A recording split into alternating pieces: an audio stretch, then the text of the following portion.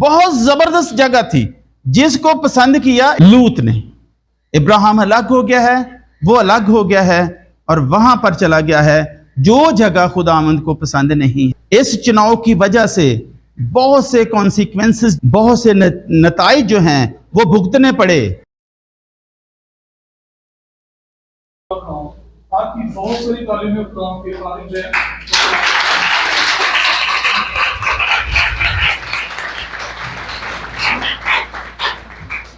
مسیح میں آپ سب کو سلام۔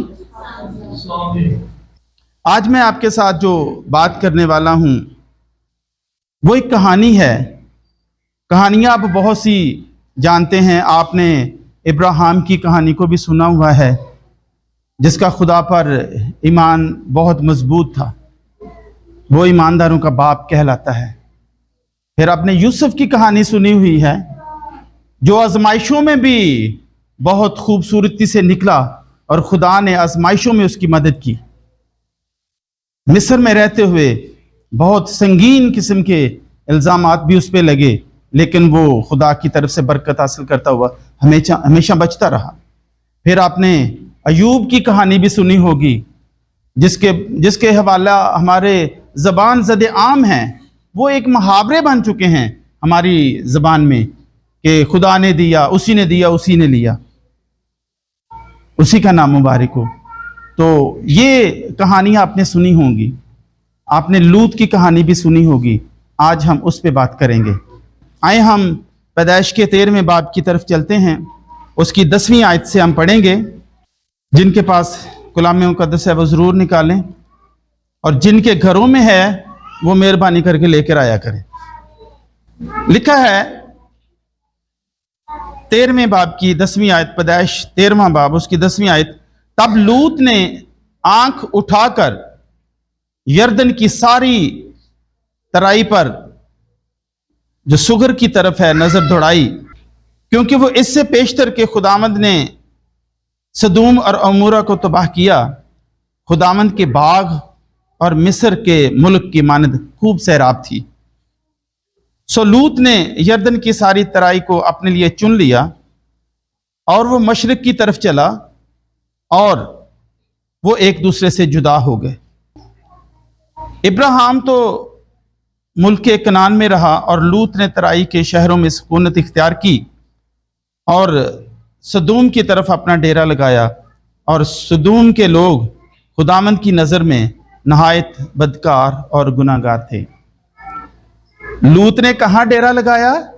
لکھا ہے سدوم کی طرف ڈیرا لگایا، اور سدوم کے لوگ خداوند کی نظر میں نہایت بدکار اور گناہگار تھے۔ بائبل میں اگر ہم دیکھیں تو جب ابراہیم پہنچے ہیں اس علاقہ میں تو 12ویں باب کی اگر ہم 5ویں آیت کو دیکھیں،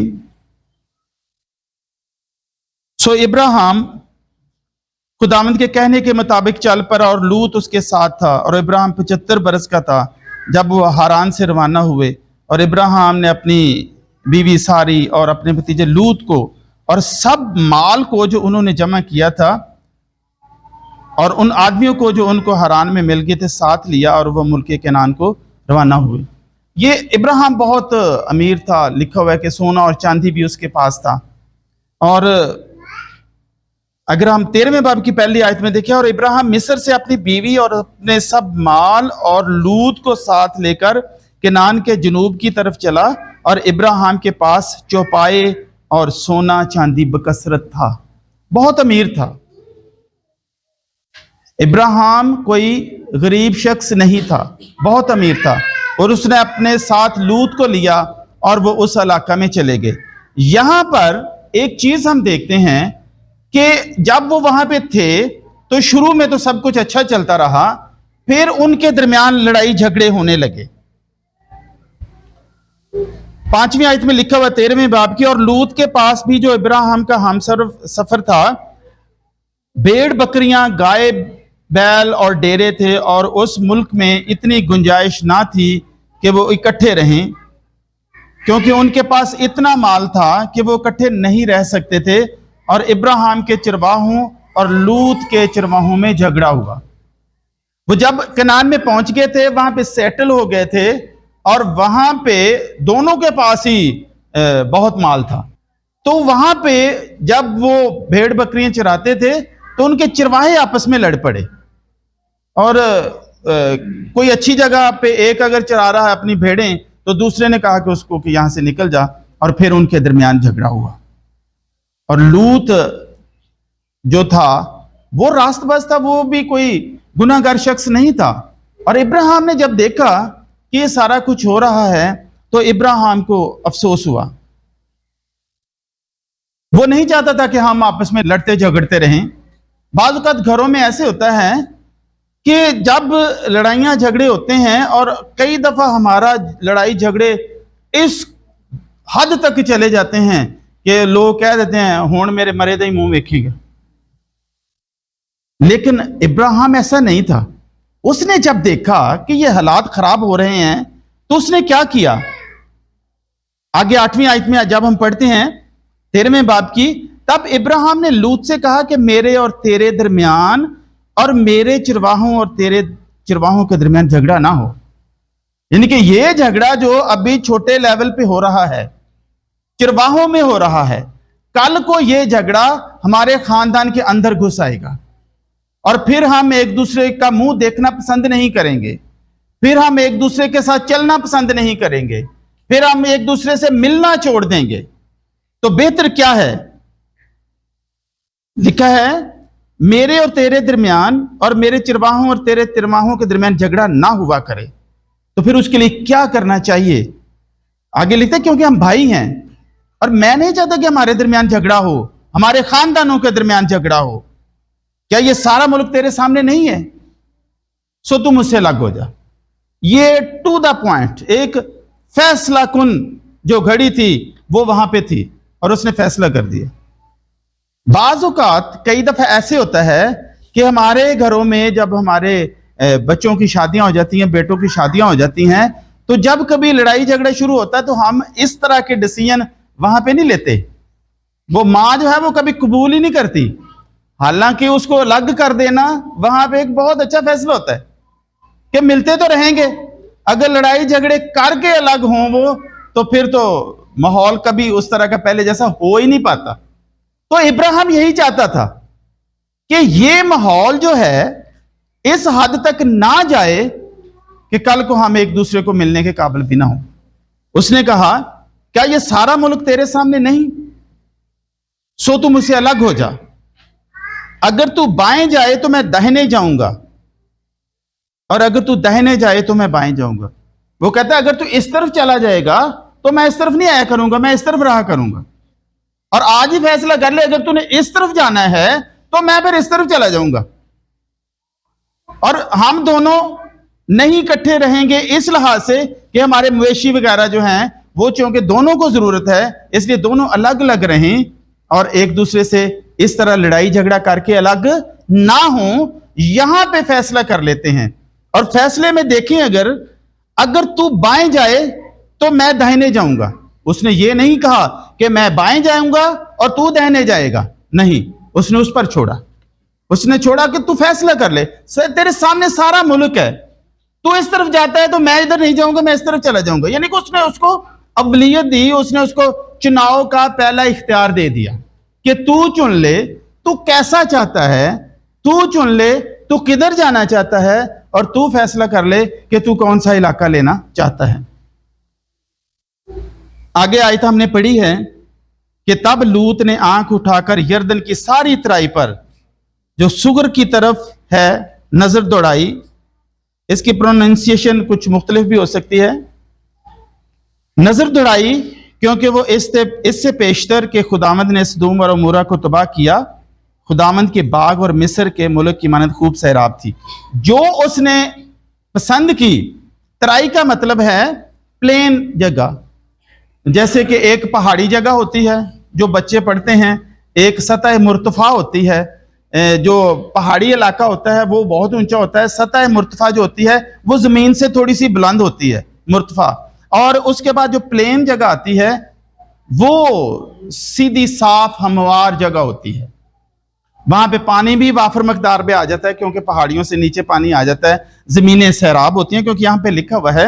اور پھر ایک بڑی اہم بات یہاں پہ لکھی ہوئی ہے, کیونکہ وہ اس سے پیشتر کے خداوند نے سدوم اور عمورہ کو تباہ کیا, خداوند کے باغ اور مصر کے ملک کی مانند خوب سیراب تھی. خداوند کے باغ کی طرح تھی.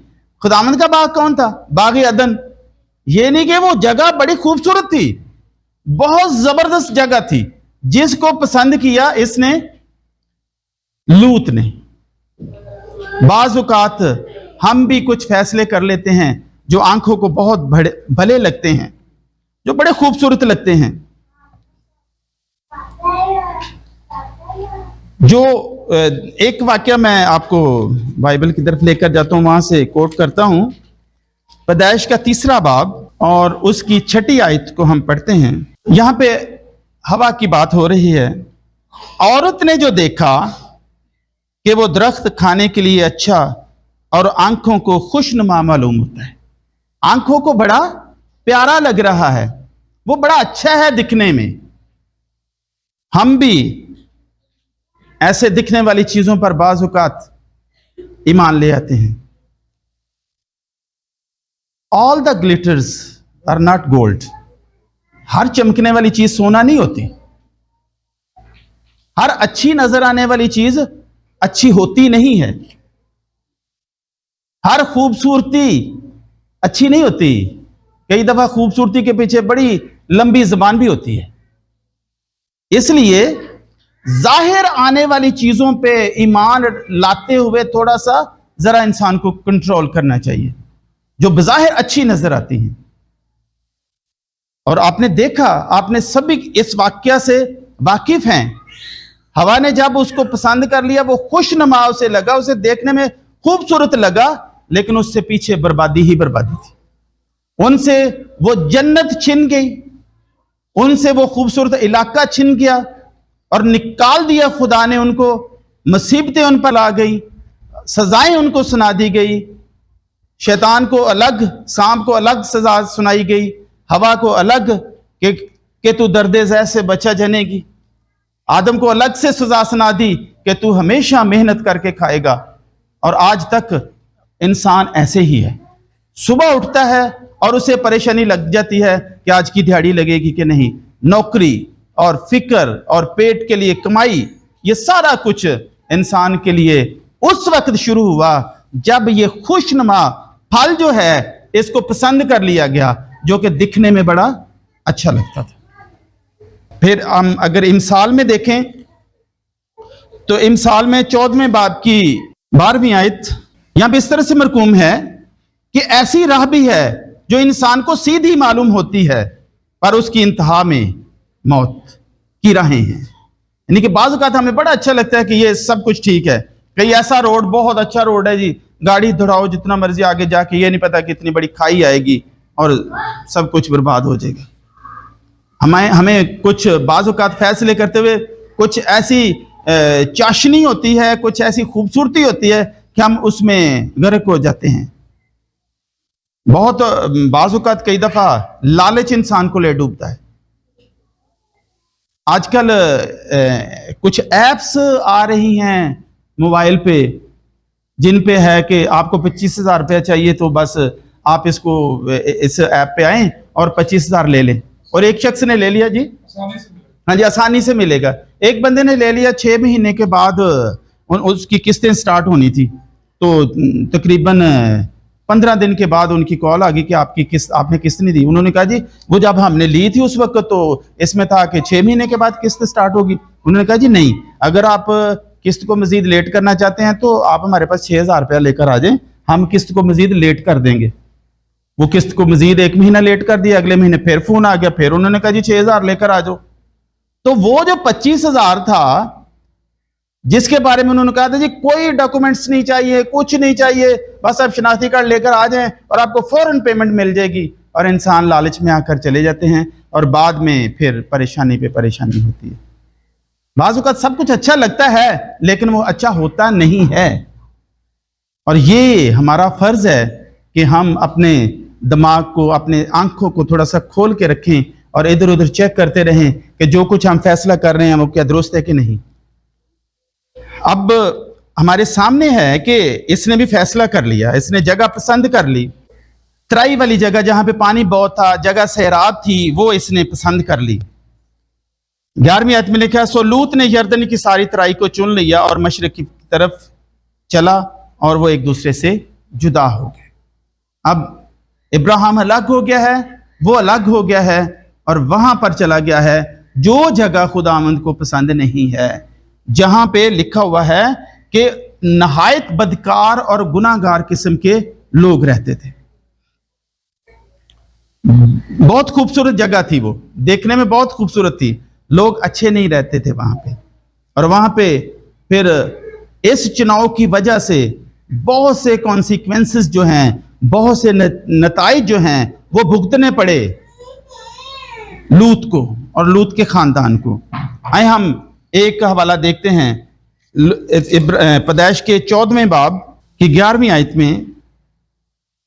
یہاں پہ کچھ بادشاہ ہیں اور سدیم کی وادی میں جا بجا نفت کے گڑھے تھے, اور سدوم اور امورا کے بادشاہ بھاگتے بھاگتے وہاں گرے اور جو بچے پہاڑ پر بھاگ گئے. تب سدوم اور امورا کا سب مال اور وہاں کا سب اناج لے گئے اور ابراہیم کے بھتیجے لوط کو اور اس کے مال کو بھی لے گئے, کیونکہ وہ سدوم میں رہتا تھا. اس نے جو چناؤ کیا ہوا تھا نا سدوم میں رہنے کا, اب اس کا خمیازہ اسے بھگتنا پڑا. وہاں پہ بھاگتے بھاگتے 2 بادشاہ اس کی پوری فیملی کو لے گئے, جنگ کا سامنا کرنا پڑا, اور وہ 12ویں آیت میں جیسے لکھا ہے کہ وہ ان کو اغوا کر لیا گیا, ان کو اغوا کر کے لے گئے, جنگ کا سامنا کرنا پڑا, اس کی فیملی پوری کی پوری اغوا ہو گئی. اور یہ اس کے چناؤ کا نتیجہ تھا. پہلا نتیجہ جنگ کی صورت میں, دوسرا نتیجہ اغوا کی صورت میں. اور پھر ان کو وہاں پہ بہت مصائب کا سامنا کرنا پڑا. ابراہیم گیا, ابراہیم ان کو چھڑوا کے لے آیا, لیکن ان کا مال اسباب بھی لے آیا, لیکن ان کو ایک دفعہ پریشانی کا اور مصیبت کا سامنا کرنا پڑا. بعض اوقات ہمارے ڈیسیجن بھی کچھ ایسے ہوتے ہیں جن کے نتیجے میں ہمیں بہت سے مصائب دیکھنے پڑتے ہیں. 19ویں باب میں اگر ہم آگے بڑھتے ہوئے دیکھیں کہ اس کے ساتھ کیا کیا ہوتا رہا اپنے غلط فیصلے کی وجہ سے, اپنے غلط چناؤ کی وجہ سے. 19ویں آیت کی پہلی آیت سے اگر ہم پڑھیں 19ویں باب کی, اس میں یہ اس طرح سے ہے کہ خدا سدوم اور امورا کو تباہ کرنا چاہتا تھا.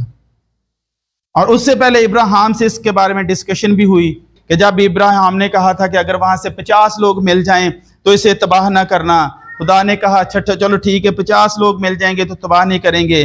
پھر ابراہیم 45 پہ آیا, پھر ابراہیم 40 پہ آیا, پھر 30 پہ آیا, پھر 20 پہ آیا, اور پھر 10 پہ آیا.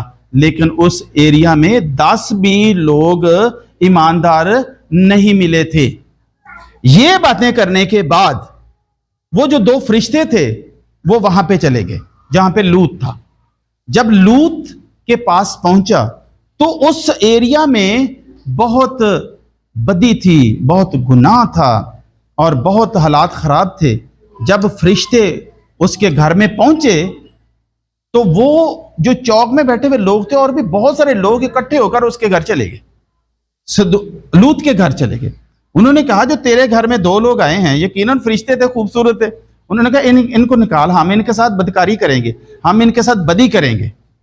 لوط نے کہا میری بیٹیوں کو لے لو, ایسا نہ کرو, ایسا نہ ان کے ساتھ ایسا نہ کرو, میری بیٹیوں کو لے لو. لیکن وہ باز نہیں آئے, وہ بھاگ کے آگے بڑھ کے لوگوں نے ان کو پکڑنا چاہا تو خداوند کے فرشتوں نے لوط کو اور ان کو اندر کھینچ لیا اور ان کو اندھا کر دیا, اور وہ پھر ڈھونڈتے پھرے اور ان کو کچھ بھی نہ ملا.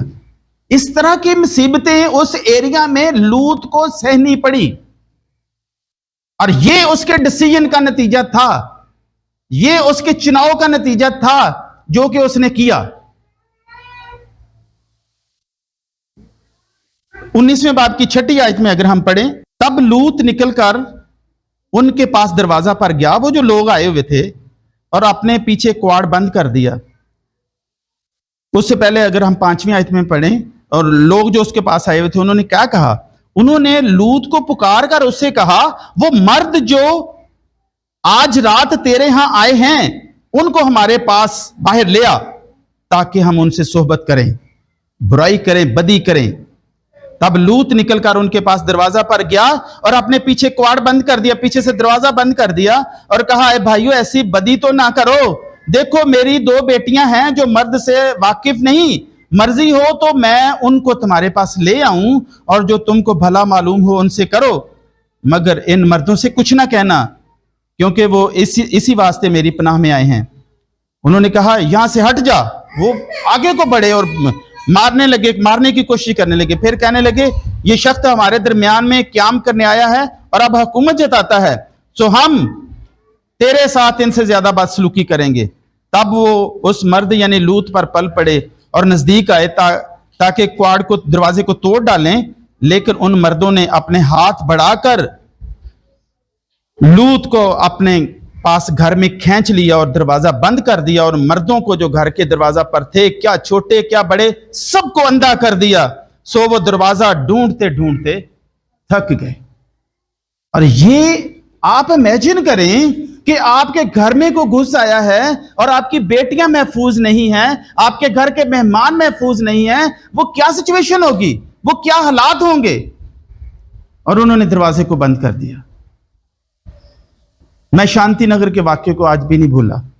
میں اس وقت وہاں پہ ٹیچر تھا. رات کو بلوے نے حملہ کر دیا اور چرچ پر پتھراؤ کر رہے ہیں, جو ہتھے چڑھ رہا اس کو مار رہے ہیں.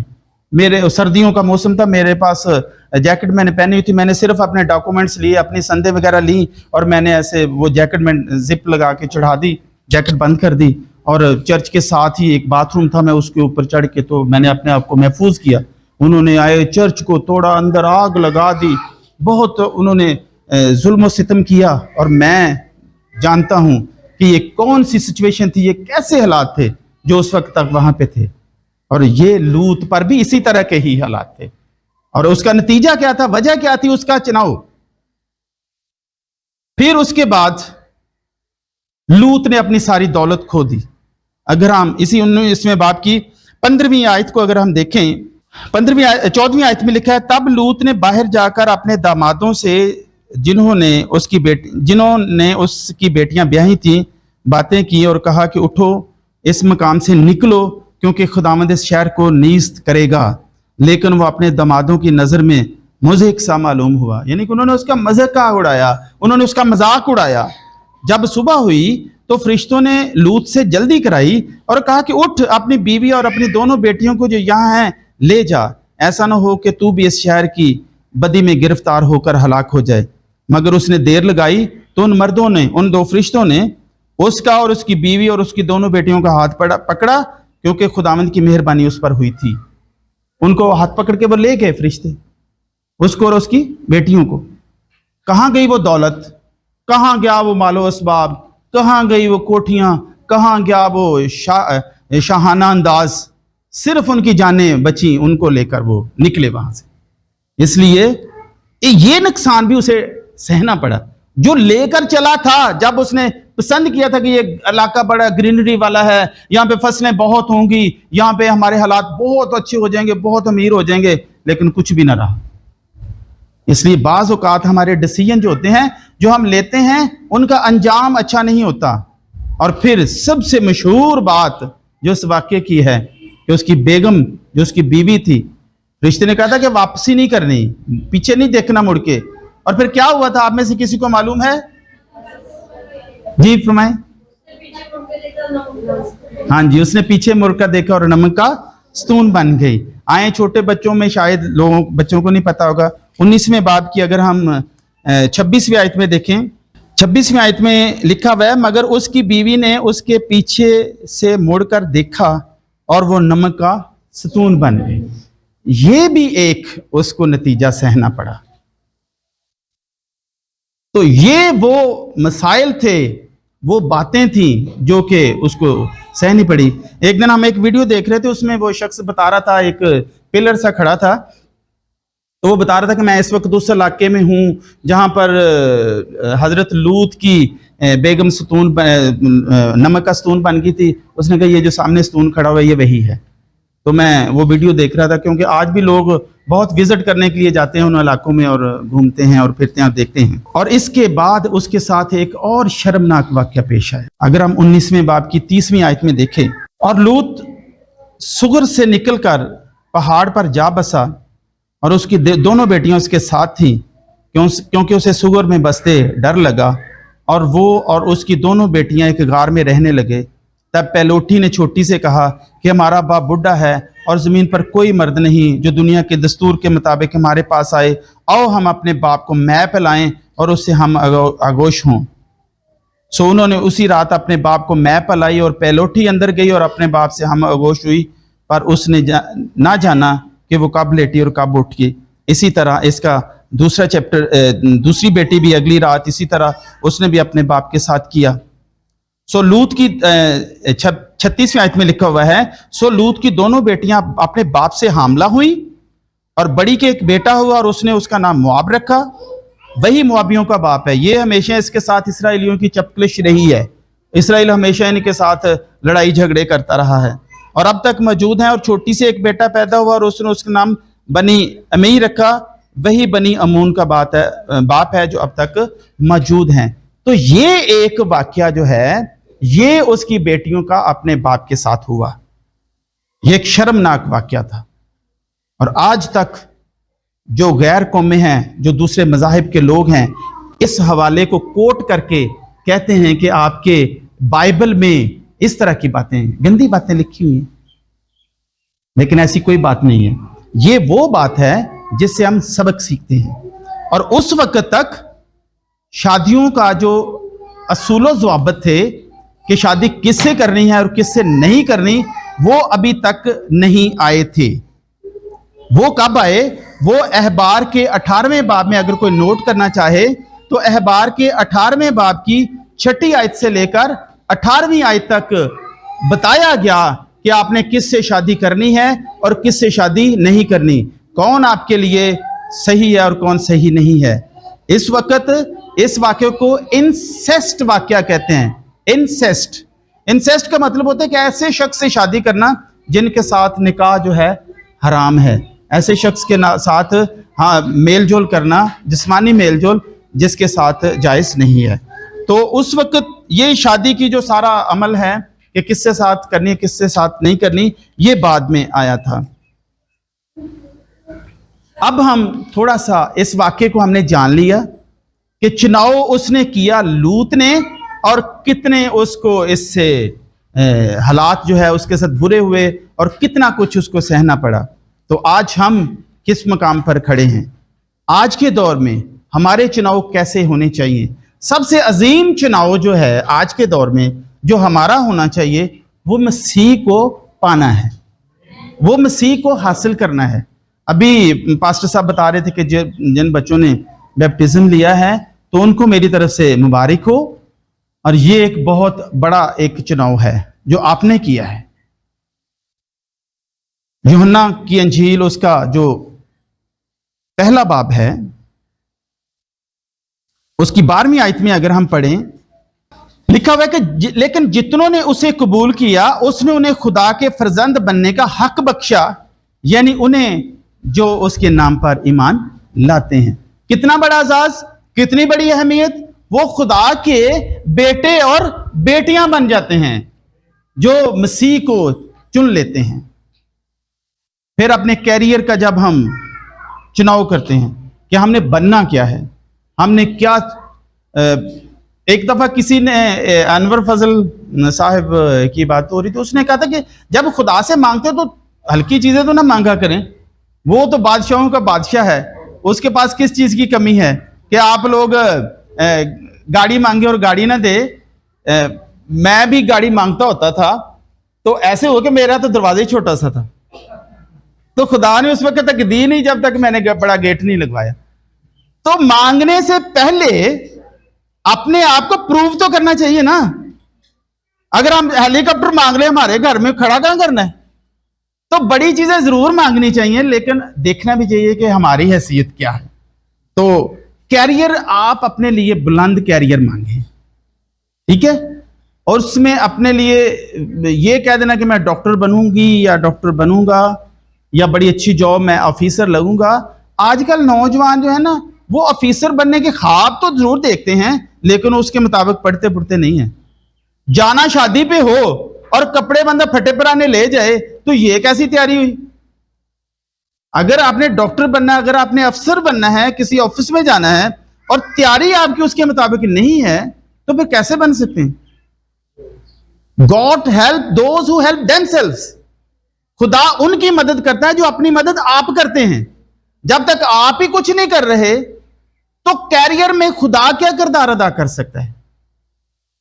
ایک واقعہ بڑے اچھے طریقے سے مجھے یاد ہے، بھائی سب زیادہ ٹائم تو نہیں ہو رہا؟ اچھا، ایک واقعہ مجھے اچھے طریقے سے، آپ بور تو نہیں ہو رہے؟ ایک شخص نے کہا کہ سنا ہے کہ خدا نے جن کو پیدا کیا نا ان کو سب کچھ دیتا ہے، میں نے آج دودھ پینا ہے اور کرنا کچھ نہیں ہے۔ ایک دیوار پر چڑھ گیا اور انتظار کرنے لگا کہ کب مجھے کو آفر کرتا ہے کہ دودھ پی لو۔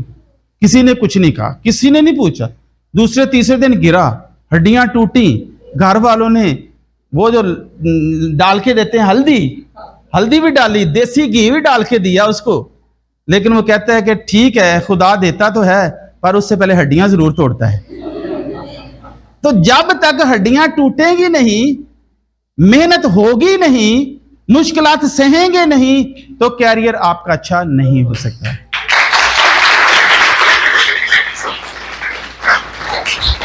اس کے بعد آج کل کے نوجوانوں کو ایک اور بڑا کریز ہے کہ جیون ساتھی کو چننا۔ جیون ساتھی کو چننے کے لیے بھی بڑا سوچ سمجھ کے فیصلہ کرنا چاہیے۔ کل میں بچوں سے ڈسکس کر رہا تھا کہ میری کلاس میں ایک بچی مجھے کہتی ہے کہ سر میں آپ کو ایک بات بتانے لگی ہوں۔ میں نے کیا بتاؤ؟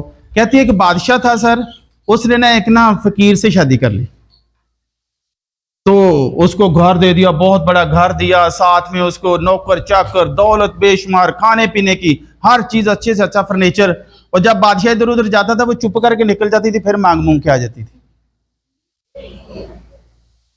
یہ چناؤ اچھا نہیں ہے، ایسے ہے نا؟ پھر ایک امیر شخص سے کوئی ایک غریب وہ بھکارن پسند آ گئی، وہ تھوڑا ڈانس روم سے کرنا ہوتا ہے، انہوں نے اپنے آپ کو تھوڑا تیار بھی کرنا ہوتا ہے، شاید وہ اس وجہ سے اس پہ مر مٹا اور اس نے اس سے شادی کر لی، اور ان کے گھر میں بہت بڑا ڈائننگ ٹیبل تھا، وہاں وہ کھانا کھاتے، وہ کہتی میں ادھر کھانا نہیں کھا سکتی، مجھے نا میں کمرے میں کھاؤں گی۔ انہوں نے کہا کہ ٹھیک ہے، کمرے میں جا کے تمہیں کمرے میں دے دیں گے۔ ایک دن اس نے چھپ کے دیکھا کہ وہ کرتی کیا ہے، اس نے جناب ایک خالی برتن پکڑا، کبھی اس کونے میں اللہ کے نام پہ دے دے، کبھی اس کونے میں اللہ کے نام پہ دے دے، وہ سارے کمرے میں جہاں جگہ سے گھوم کر اب واپس آ کے تو پھر وہ اپنا کھانا کھاتی تھی، کیونکہ اس کی نیچر میں تھا کہ اس نے مانگنا ہے۔ اس چناؤ کی صورت اس طرح سے ہوتی ہے پھر، ٹھیک ہے؟ شادی کے لیے چناؤ کرنا ہے تو اچھا اور سوچ سمجھ کر کرنا ہے۔ آئیں ہم ایک حوالہ پڑھتے ہیں، دوسرا کرنتھیو اس کا 6واں باب اور اس کی 14ویں آیت۔ یہاں پہ اس طرح سے لکھا ہوا ہے، بے ایمانوں کے ساتھ ناہموار جوئے میں نہ جتو، کیونکہ راست بازی اور بے دینی میں کیا میل جول، یا روشنی اور طریقی میں کیا شراکت، مسیح کو بلیال کے ساتھ کیا موافقت، یا ایماندار کا بے ایمان کے ساتھ کیا واسطہ، اور خدا کے مقدس کو بتوں سے کیا نسبت، کیا مناسبت ہے، کیونکہ ہم زندہ خدا کے مقدس ہیں، چنانچہ خدا نے فرمایا ہے میں ان میں بسوں گا اور ان میں چلوں پھروں گا۔ نہ ہموار جوئے میں نہ جتو۔ پنجالی کا بھی دیکھیے، کس کس نے پنجالی دیکھی؟ دیکھیے جو آپ نے دیکھی، ہاں جی، بیلوں کے جو جب ہل چلاتے ہیں تو ان کے گردن پہ وہ ڈالی ہوتی ہے، پنجالی اسے کہتے ہیں۔ تو جوا اسے ہی کہتے ہیں۔ اگر ایک طرف آپ بڑا سا بیل ہے اور دوسری طرف چھوٹا سا بچڑا باندھ دیں تو انہوں نے کیا حال چلانا ہے؟ نہ ہموار جوئے میں نہ جتو۔ ان کا جوا بڑا ہموار ہوتا ہے کیونکہ دونوں مناسب قد کے ہوتے ہیں اور بالکل میچ ہوتی ہے وہ۔ یہ پولس رسول کہہ رہا ہے کہ ناہموار جوے میں نہ جو، ہمارا چناؤ خدا کے کلام کے مطابق ہونا چاہیے اگر ہم ایک خوشگوار زندگی بسر کرنا چاہتے ہیں، نہیں تو آتے ہی لڑائی جھگڑے، وہ تو پھر قسمت میں لکھا ہی ہوا ہے۔ رہنے کے لیے جگہ کا چناؤ بھی اچھے طریقے سے ہونا چاہیے۔ لوط نے یہ غلطی کی تھی، اس لیے رہنے کے لیے اپنے لیے ہمیشہ اچھی جگہ کا چناؤ کرنا چاہیے۔ پھر ایک اور دوست کا چناؤ، ہمارے دوست بھی بہت اچھے ہوتے ہیں نا۔ امثال کی کتاب میں اگر ہم دیکھیں 12ویں باب کی 26ویں آیت، صادق اپنے ہمسایہ کی رہنمائی کرتا ہے لیکن شریروں کی روش ان کو گمراہ کر دیتی ہے۔ شریروں کی روش، برے لوگ جو ہیں ان کے عادات و اطوار گمراہ کر دیتے ہیں، وہ دوسروں کو صحیح نہیں رہنے دیتے، وہ بگاڑ دیتے ہیں۔ ایک اور پہلا کرنتھیوں ہم اگر دیکھیں اس کا 15واں باب، اس کی 33ویں آیت، فریب نہ کھاؤ، بری صحبتیں اچھی عادتوں کو بگاڑ دیتی ہیں۔ کہ جب ہمارا اٹھنا بیٹھنا ایسے لوگوں کے ساتھ ہو کہ جن کی صحبت بری ہو، جن کے چال چلن برے ہوں، تو وہاں سے آپ فیض نہیں پا سکتے۔ اگر یہ جو کیکر ہے اس پہ انگوروں کی بیل چھڑا دی جائے تو کوئی بچے گا انگور؟ ہر ایک کی وہ کانٹوں سے ڈسا جائے گا۔ اس لیے اپنی جو ہے دوستی اس کو پرکھنا چاہیے۔ اگر تو مشکل میں پڑنا ہے تو پھر تو جیسے مرضی بناؤ، اور اگر آپ چاہتے ہیں کہ ہمارا چناؤ اچھا ہو اور ہم ترقی کریں تو پھر آپ کے دوست اچھے ہونے چاہیے۔ پھر بڑوں سے، اپنے ماں باپ سے ہمیشہ ڈسکشن کرنی چاہیے اپنے کیریئر کے بارے میں۔ جب آپ کوئی بھی اہم کام کرتے ہیں اپنے ماں باپ کو اپنے ساتھ بٹھائیں، ان سے مشورہ کریں کہ ہم یہ کرنا چاہتے ہیں۔ چناؤ کرنے سے پہلے بزرگوں سے مشورہ کرنا ضروری ہے، اور پھر ہم اچھے راستے پر چلیں گے۔ زبور 37 ایک اور حوالہ ہم دیکھتے ہیں، اس کی 23ویں آیت کو اگر ہم دیکھیں، انسان کی روشیں خداوند کی طرف سے قائم ہیں اور وہ اس کی راہ سے خوش ہے۔ اگر وہ گر بھی جائے تو پڑا نہ رہے گا، کیونکہ خداوند اسے اپنے ہاتھ سے سنبھالتا ہے۔ میں جوان تھا اور اب بوڑھا ہوں، تو بھی میں نے صادق کو بے کس اور اس کی اولاد کو ٹکڑے مانگتے نہیں دیکھا۔ وہ دن بھر رحم کرتا ہے اور قرض دیتا ہے اور اس کی اولاد کو برکت ملتی ہے۔ تو جو صادق ہوتا ہے ان کو خدا سنبھالتا ہے۔ ٹھیک ہے، آئیں ہم اپنے آپ کو چیک کریں، اپنے آپ پر غور کریں کہ ہمارا انتخاب زندگی میں کس طرح کا ہوتا ہے۔ درست راستہ چنیں، خدا کے کلام کی طرف دھیان لگائیں۔ لوط کی بیوی کی طرح غلطی نہیں ہونی چاہیے، اور پطرس کی طرح توبہ بھی کرنی چاہیے۔ اس حوالے کو ہم دیکھتے ہیں، اگر ہم لوکا کی انجیل دیکھیں اور اس کا 22واں باب اور 62 آیت 62، اگر ہم 60ویں آیت سے پڑھیں، پطرس کو 3 دفعہ مختلف جگہوں پر پوچھا گیا مسیح کے ساتھ اس کے ریلیشن کے بارے میں، تعلق کے بارے میں، تو پطرس نے کہا میاں میں نہیں جانتا کہ تو کیا کہتا ہے۔ وہ کہہ ہی رہا تھا کہ اسی دم مرغ نے بانگ دی اور خداوند نے پھر کر پطرس کی طرف دیکھا، اور پطرس کو خداوند کی وہ بات یاد آئی جو اس سے کہی گئی تھی کہ آج مرغ کے بانگ دینے سے پہلے تو 3 بار میرا انکار کرے گا۔ اور پطرس خوش نہیں ہویا، اس نے فیل کیا، غلطی کی ہے تو فیل کیا، اور لکھا ہے اور وہ باہر جا کر زار زار رویا۔ زار زار رونے کا مطلب اونچی اونچی رویا کہ میرے ہاتھوں سے کیا ہو گیا۔ تو اگر چناؤ کچھ غلط ہو گیا ہے تو آج زار زار رونے کی ضرورت ہے، اپنے آپ کو اس کے سامنے لانے کی ضرورت ہے۔ پولس رسول کو دیکھیں کیسے پکڑواتا تھا لوگوں کو، لیکن خدا نے چن لیا، اور خدا کا یہ چناؤ بڑا زبردست تھا۔ تو ہمارے چناؤ کے لیے ہمیں چاہیے کہ ہم خدا سے دعا کریں، کوئی بھی ڈیسیجن لینے سے پہلے بائبل سے رہنمائی لیں، کلیسیا کے بزرگوں سے رہنمائی لیں، اور یہ سب کچھ بہت ضروری ہے، پھر آپ کا ڈیسیجن جو ہے وہ کامیاب ہوگا۔ آئیں ہم اپنی آنکھوں کو بند کریں اور ہم دیکھیں کہ ہمارے چناؤ کیسے ہوتے ہیں، اور آئندہ زندگی میں کبھی بھی آپ کو چناؤ کا موقع ملے تو ضرور خداوند کو یاد رکھنا۔